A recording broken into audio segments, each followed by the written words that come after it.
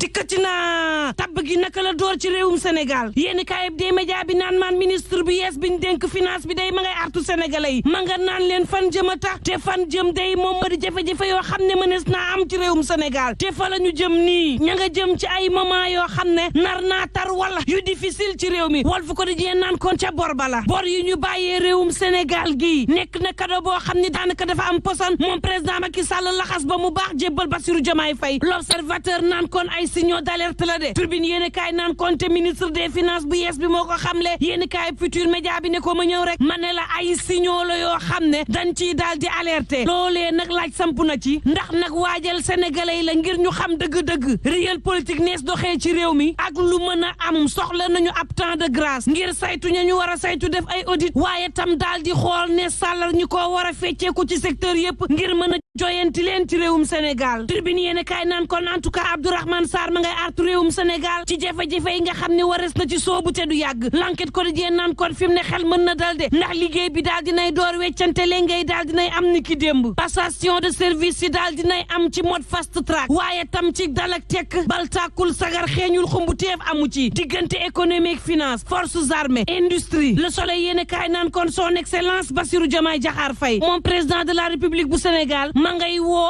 agent yi ci liggéey Tribune yéen kaay naan kon moonte Karim Meïssa Wade day ma ngi ko cay ñaax moom Karim nag xeexu ger ci wàlluk institution yi réewum Sénégal yi ca la mu nekkoon jógu ca ñamu doon tuumaal bàyyiwul moom Karim a nga naan président bu yees bi jógal ci lii ger yi nga xam ne am na ci suñuy institution ba tax doxin wi daal di des nañ ko xeex li ay dëgg lee fa yéen kaay naan kon daanaka ku la gunge ak ko amul fu mu fanaan la di tëjal bunt bi du leen mës a tàqale moom président Bassirou Diomaye Diakhar Faye ma nga naan fonctionnaire yu réewum Sénégal lii laa leen dénk jubal ak jubanti transparence lum la mayul mënu la ko xañ nañuy liggéey ci lu leer waaye tam ci lu lew basa nga naan leen lépp lu ngeen di liggéey teg leen ko ci temps teg ko ci heure waaye tam bu mu ànd ak parparloo te bu mu ànd ak génn ger dafa am loi boo xam ne ci réew mi daf fee teg nees doxalee ñu dippee ko code de transparence moom président naan leen waay fonctionnaire yi tënku leen ci ñi yor affaire publique mani la tënku leen ci lii ndax loo ci manti déggit man Bassirou Diomaye Diakhar Faye jublaa woote ak jubal critique yéen kaay naan kon moom bas day ma ngay lamb seen patriotisme di ñaax agent yi nag ci liggéey goo xam ne ñaq jariñu lay doon du am génn ak jafe-jafe Walf Quotidien naan kon boobu Ousmane Sonko day ma nga ni yee saal di recruter Serigne Boub yéen kaay bi naan maan ngir joyanti secteur privé moom Serigne Boub bokk na ci ñu Ousmane Sonko njëkk dalal ngir wax ak moom ci lu ni mel 2 minutes pour lire l'essentiel naan ko wax ci lii wax la ca des de loo ci manti déggit moom Bougane Gueye Dany ab réalité politique la fii ci réewum Sénégal njiital gëm sa bopp ña ngi koy joree xeer fu ne di ko ŋàññee fu ne di ko yekk keteme ndax tabbul coalition Diomaye président ngir ay ñu ñam sànnil ko xob moom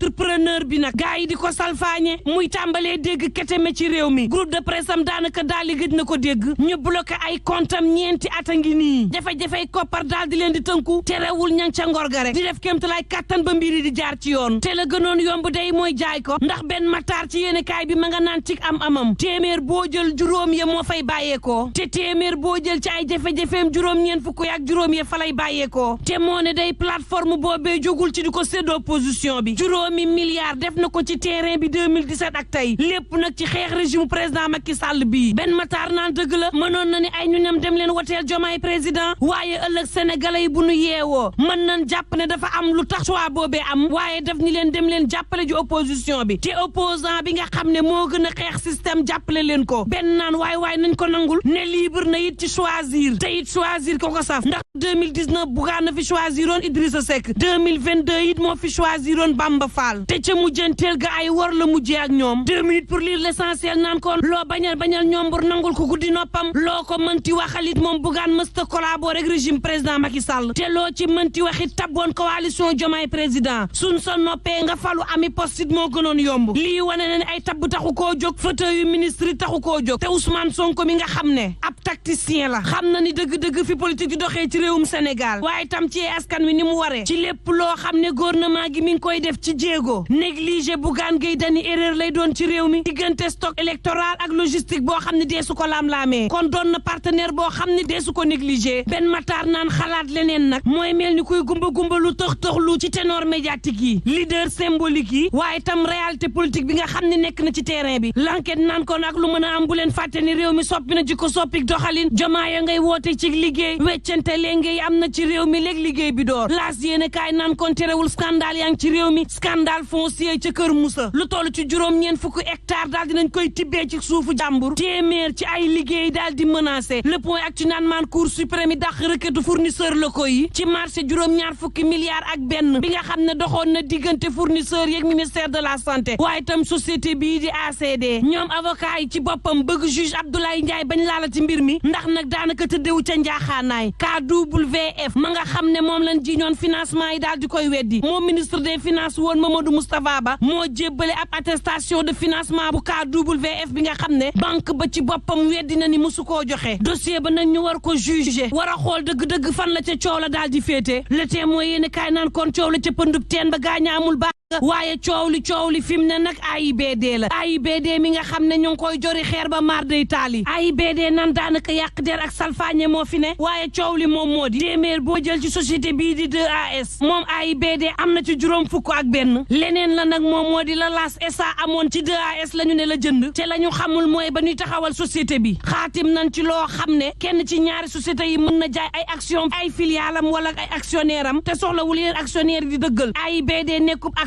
kon ci yoon la teg jënd googee ndax tax na société bi doon 100% sénégalaise ndax téeméer boo jël juróom-ñaar fukk beeg juróom benn AIBD ko moom téeméer boo jël ñaar fukk ak ñeent ya Air Sénégal moom ko te jubluwaay gi moom moo di daal di jël société bi def ko bu Sénégal doomu Sénégal it daal di koy moom Zeynab Sankara ci la témoin yéene kaay naan kon déet tontu laaj ci lan moo tax ñaari fan laataa élection yi ñu door a xaatim contrat boobee terme yi tax ñu xaatim contrat bi lan la ndax AIBD daal dinay jox 2AS la nga xam ne moom la laajoon su dee jox nañ ko naka la demee appel d'offre ba naka la daal di tëddee kan moom société yi nga xam ne moo daan def commande yi ba ñuy def appel d'offre ya ndax am nay société sénégalaise yoo xam ne bëggoon nañu bokk Sud Quotidien naan leen ak lu mën a am jàpp leen lii ña nga xam ne ñoo doon président yu réewum Sénégal day ay retraité lan yoo xam ne maar day taali daanaka daal loxo yu leen bàyyi loxo daal di taxaw diggante pension yoo xam ne dañu koy am te maar day taali la ay loyer yoo xam ne dañ leen koy fayal ay woto yu bakkane sécurité personnelle yoo xam ne dañ leen koy jébbal laaj ba mooy ndax ancien président gënta neex président laas yéene kaay naan kon bu leen fàtte ni OMS xam le na ni hépatite mi ngi faat lu toll ci 3 junni ak juróomi téeméer doomu aadama bés bu yàlla sàkk ak lu mën a mbokk yi ñu ñaan jàmm te yendoog jàmm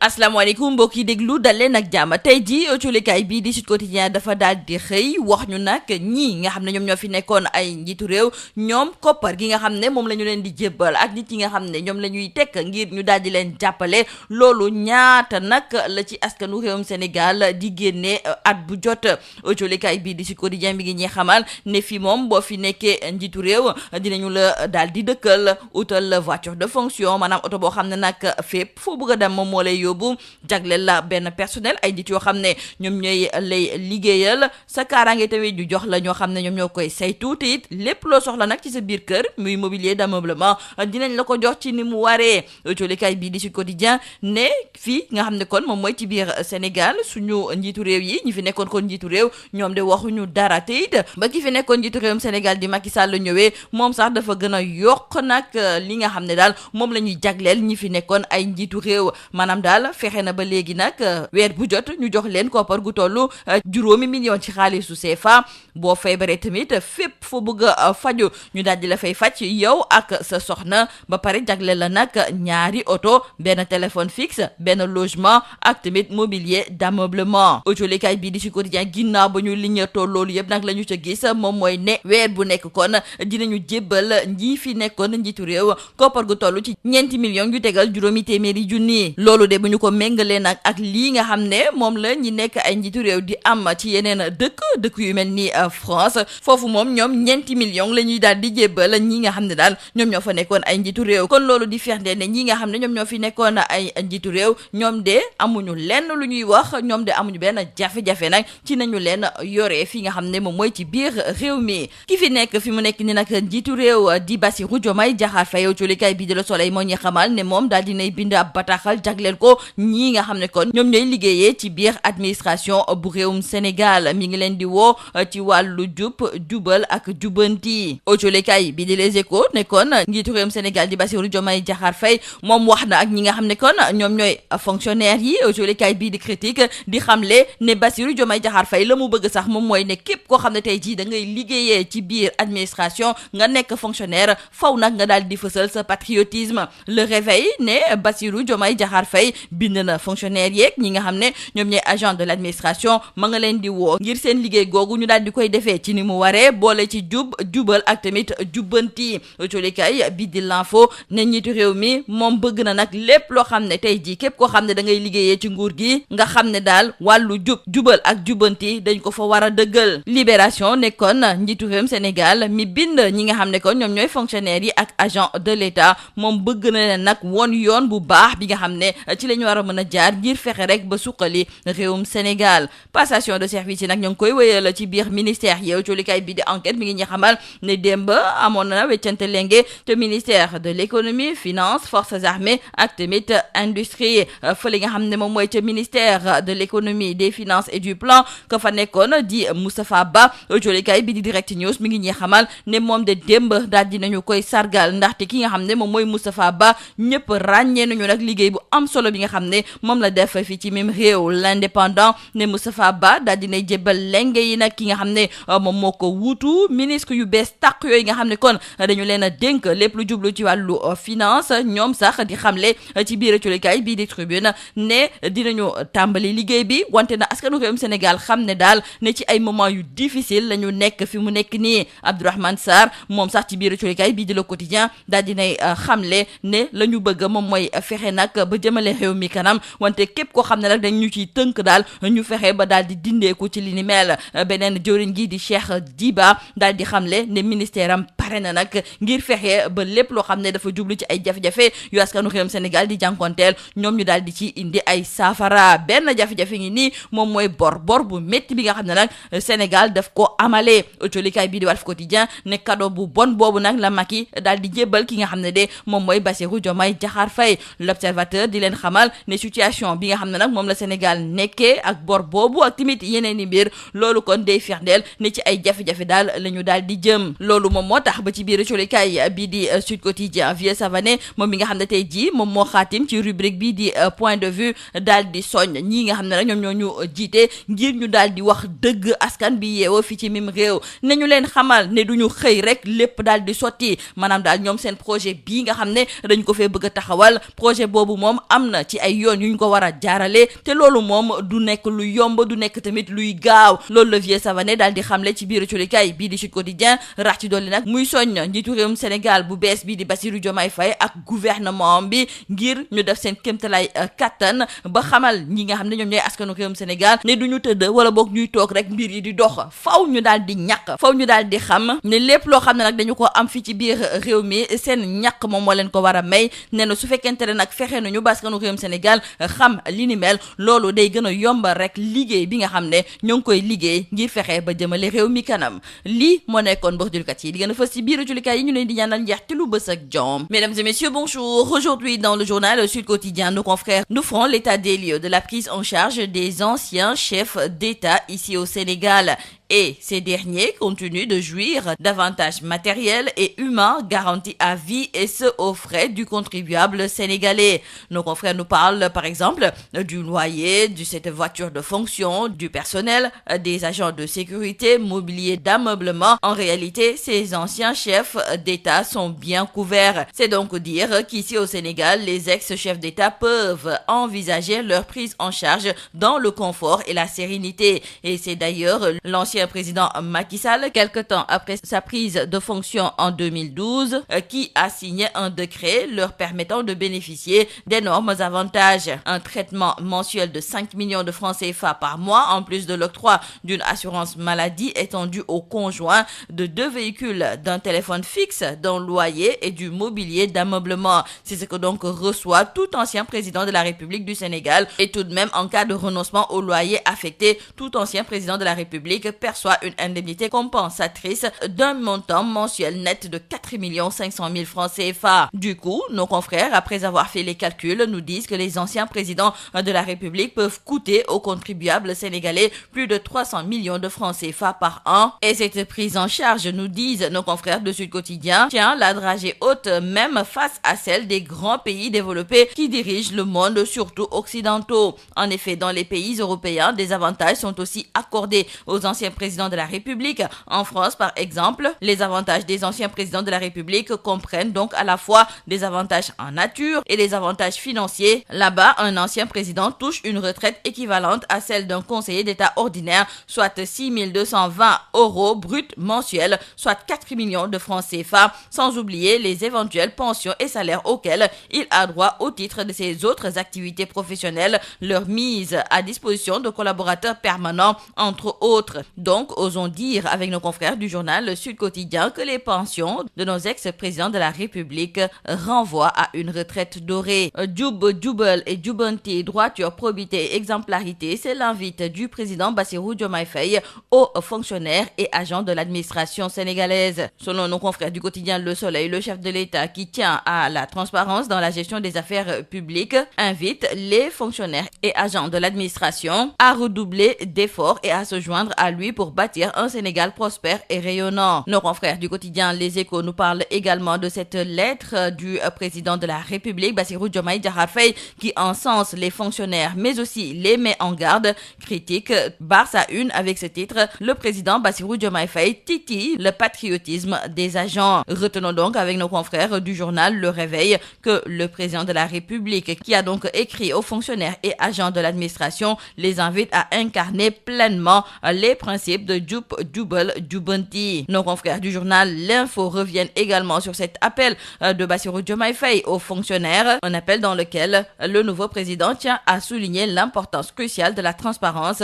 et de l'intégrité dans les actions et décisions. Diomaye Faye fixe le cap, nous disent nos confrères du journal Libération. Le président de la République invite donc les fonctionnaires et agents de l'administration à être les bâtisseurs infatigables d'un Sénégal prospère et rayonnant. Les passations de services en mode de fast track et dans la sobriété se poursuivent dans les ministères. Et selon nos confrères du journal Enquête, hier, il y a eu passation au niveau des ministères de l'économie, finances, forces armées et industrie. Au niveau du ministère de l'économie, des finances et du plan, nos confrères du journal Direct News nous font savoir qu'un hommage mérité a été rendu à Moustapha Ba, un grand commis de l'État. Moustapha Ba cède les rênes, c'est d'ailleurs le titre qui barre la une du journal L'Indépendant. Et dans le journal Tribune, nos confrères donnent la parole au tout nouveau ministre des Finances. Ce dernier prévient les Sénégalais et leur fait savoir que nous allons vers des moments très difficiles. Dans le journal Le Quotidien, nos confrères nous rapportent également les propos du ministre Abdourahmane Sarr, qui déclare que leur objectif est de se libérer des liens de la dépendance.